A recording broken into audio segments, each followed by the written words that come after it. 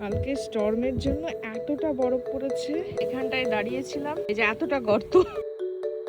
কি অবস্থা রে আমাদের প্যাটিও, কালকে থেকে বরফ পড়েছে, স্টর্ম হয়েছে, কি অবস্থা।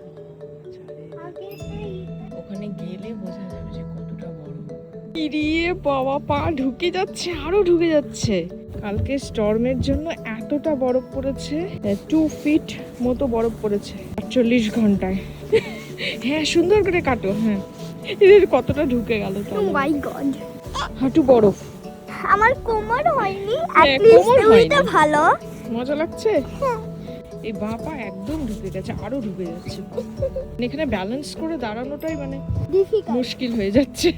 এই দেখো আমাদের ব্যাকইয়ার্ডের কি অবস্থা। আমি মাটি কেটে বের করছি। মাটি, এখানে আর মাটি দেখতে পাবে না, এখানে বরফ। এই ব্লিজার্ডটা ইউএস এর হিস্ট্রিতে হিস্টোরিক, অনেকদিন এটা হয়নি, এরকম হয়নি। কালকে দুপুর থেকে বরফ পড়া শুরু হয়েছে, আর রাত্রে থেকে বেশি হয়েছে, রাত্রি 9টার দিক থেকে। আর 9টার পর থেকে ট্রাভেল ব্যান ছিল, কারণ ভিজিবিলিটি একদম 0 ছিল। কালকে রাত্রে আরো বেশি ছিল, এমার্জেন্সি ঘোষণা করা হয়েছে। বাইরে এখন বেশ ঠান্ডা, উইন্ড চিল -14। তার মজা, ঘরের সামনে যখন এরকম বরফ পড়ে থাকে তখন এর মজা একটু না নিলে সত্যি ভালো লাগে না।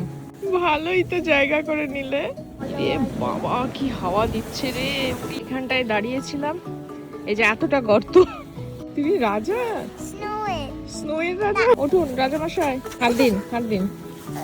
Come on! ইয়া!